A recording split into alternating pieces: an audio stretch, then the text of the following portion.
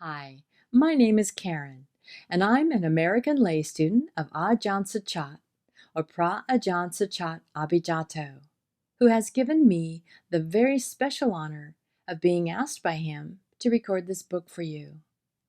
This book was written by Pra Ajahn Suchat's own teacher, the Venerable Acariya Mun Nanasampanno, and is a spiritual biography written by him about his teacher, the Venerable Acariya Mun Biography.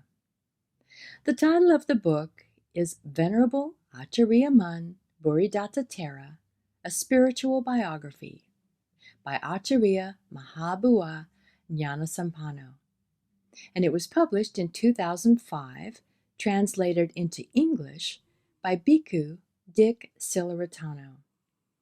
If you would like to learn how to download or get a hard copy of this book, or a list of which pages or chapters are read on each separate recording, please listen to the beginning of the first recording of this book. This book, in any form, is to be given away for free. Any ads you may see or hear in this recording have been put there by the platform you are using to listen or view with, for its own revenue, in exchange for letting us use their platform for free. Please forgive me for any mispronunciations of names, places, or words, as I'm still learning how to pronounce Thai and Pali, and for any background noises, as I'm just making these recordings in my apartment with an unruly dog and in the middle of a city. And we're resuming today on page 131. We are going to start the last subsection in chapter 2 today, and it's titled An Impeccable Human Being.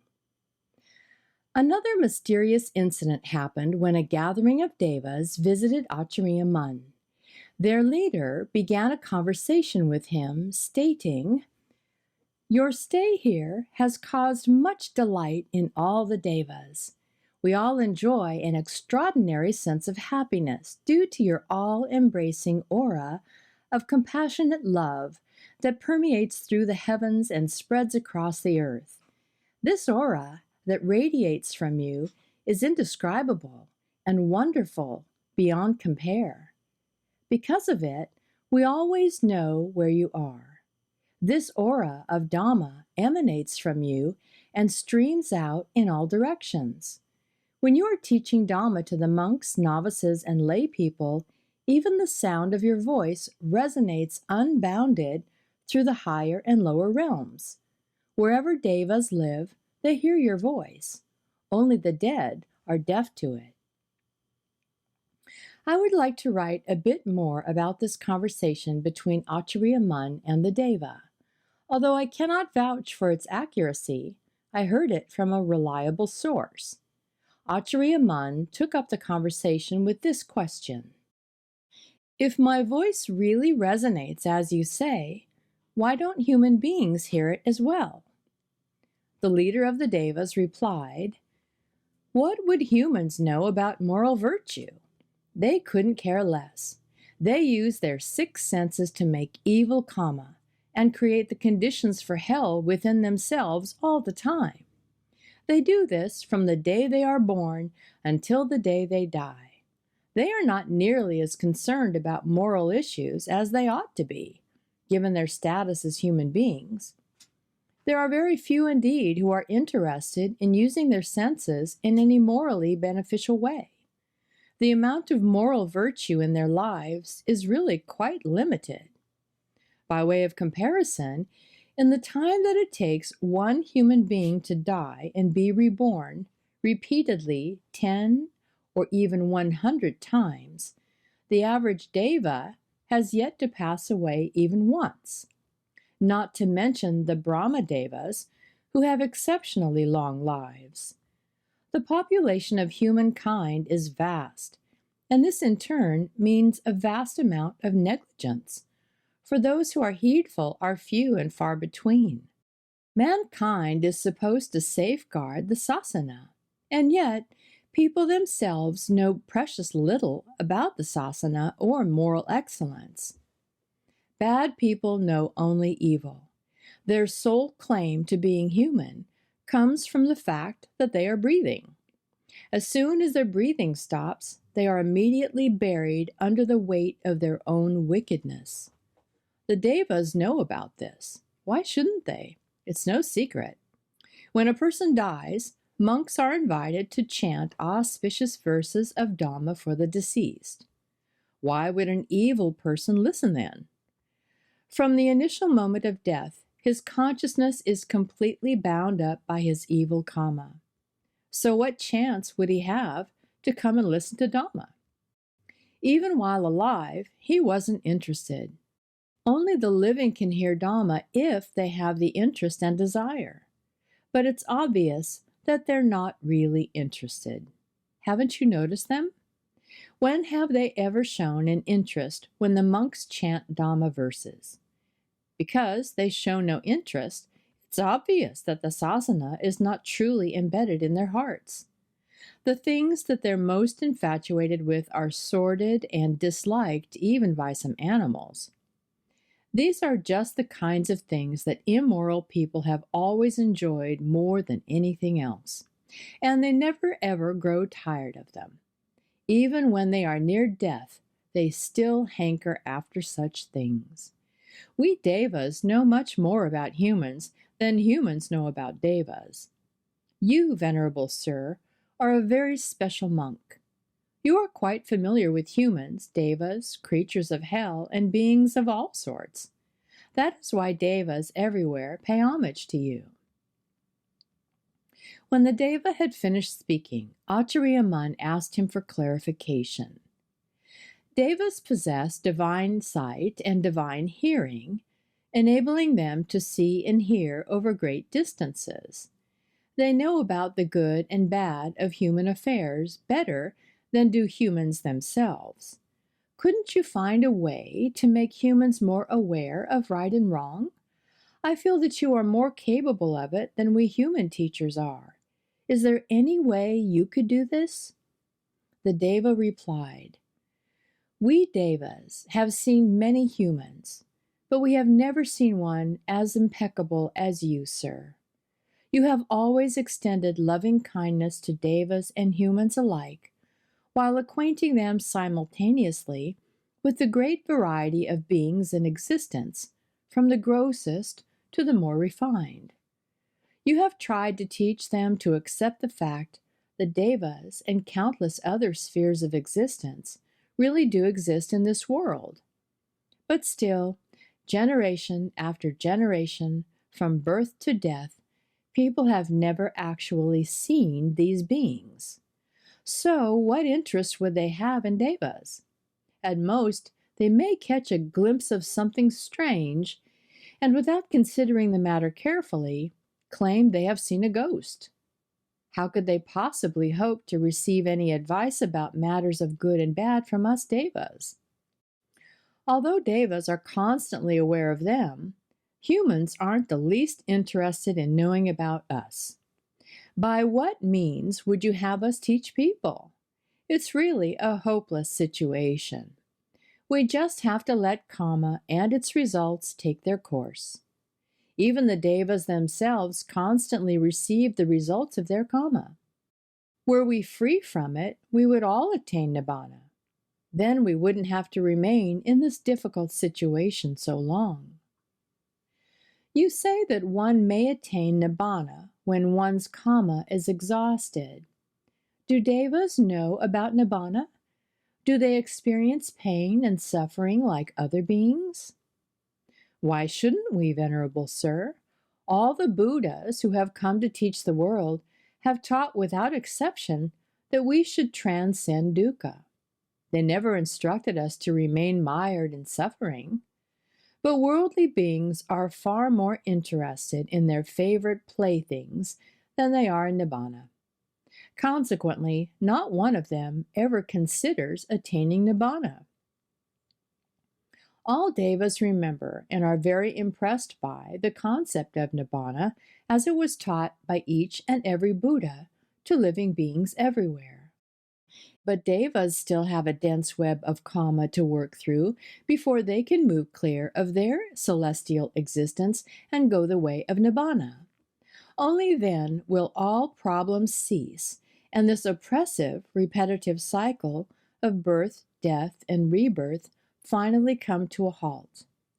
But as soon as some karma remains in an individual, be it good karma or bad karma, regardless of his realm of existence, dukkha will be present as well. Are many monks able to communicate with devas? There are a few, but not many.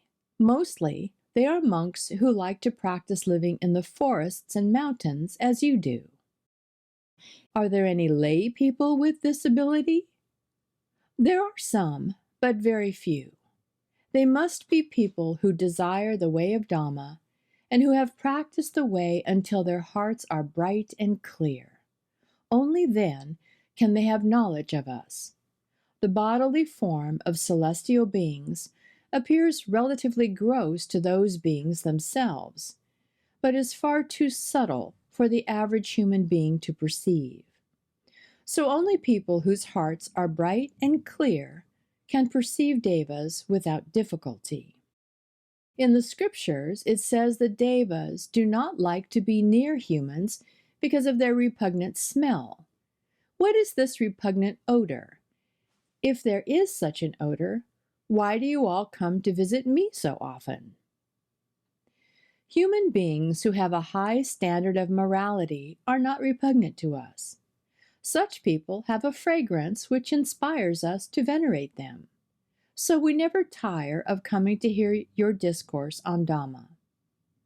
Those exuding a repulsive odor are people whose morality stinks, for they have developed an aversion to moral virtue, even though it is considered to be something exceptionally good throughout the three worlds. Instead, they prefer things that are repugnant to everyone with high moral standards. We have no desire to approach such people. They are really offensive, and their stench spreads far and wide. It's not that devas dislike humans, but this is what devas encounter and have always experienced with humans. When Acariya Mun told stories about devas and other kinds of spirits, the monks were mesmerized. They forgot all about themselves, the passing of time, and their feelings of fatigue. They wished that someday they would also come to know about such things, and this hope made them happy to practice. This was also the case when Acariya Mun thought it necessary to speak of his past lives or the past lives of others. His audience became eager to know about their own past lives and forgot about overcoming dukkha and attaining nibbana. Sometimes a monk was startled to find his mind wandering in this way and admonished himself, "Hey, I'm starting to get crazy. Instead of thinking about freedom from dukkha, here I am chasing after shadows of a past that's long gone." In this way, he regained his mindfulness for a while. But as soon as it slipped again, he would revisit those same thoughts. For this reason, many monks found it necessary to censure themselves on a regular basis. Acariya Mun's stories about the devas and other visiting spirits were quite fascinating. In particular, he spoke about how the ghost world has its share of hooligans just like we do. Bad characters who cause disturbances are rounded up and imprisoned in a place which we humans would call a jail. Different types of offenders are imprisoned in different cell blocks, and all the cells are full. There are male hooligan ghosts and female hooligan ghosts. And then there are the very brutal types, again either male or female. Acariya Mun said that it was clear from the cruelty in their eyes that they would not respond to kindness and compassion. Ghosts live in cities just as we humans do. They have huge cities with leaders who supervise and govern them. Quite a few ghosts are inclined to be virtuous, and thus earn high respect from both the ordinary ghosts and the hooligans. It's natural for all ghosts to stand in genuine awe of those among them who tend to possess great power and authority. This is not merely a matter of flattery. Acariya Mun always claimed that the effects of evil are less powerful than the effects of goodness, and what he himself encountered in the ghost cities was further evidence of this. There are beings with accumulated merit who are nonetheless born into the ghost state as a result of their karma, but their virtuous characters never change, so they exercise great authority. One such individual is even capable of governing a large community. These ghost communities do not segregate into groups or castes as humans do. Instead, they adhere strictly to the authority of Dhamma principles. The effects of their karma make it impossible for them to hold the kind of prejudice that people do. The nature of their existence is governed by the nature of their karma. This is a fixed principle. The way we use authority in this world cannot, therefore, be applied in the world hereafter. Acariya Mun explained this matter in great detail, but I'm sorry to say I can remember only a little of it. Acariya Mun's visits to the ghosts were done psychically through samadhi meditation. As soon as they saw him, they hurried to tell everyone to come and pay their respects to him, just as we humans would do. The chief ghost, who was very respectful of Acariya Mun and had great faith in him, guided him on a tour past the many places where the ghosts lived, including the jail, where the male and female hooligans were kept. The chief ghost explained to Acariya Mun the living conditions of the different types of ghosts, pointing out that the imprisoned ghosts were mean-hearted types who had unduly disturbed the peace of the others. They were sentenced and jailed according to the severity of their offense. The word ghost is a designation given to them by humans, but actually they are just one type of living being among others in the universe who exist according to their own natural conditions. And we're going to stop there today on page 136 because it starts to take a little bit of a turn. We're still in the last section of chapter 2 titled An Impeccable Human Being, and we'll continue still in that section next time on page 136. Have a great day. Until next time, with Metta. Bye-bye.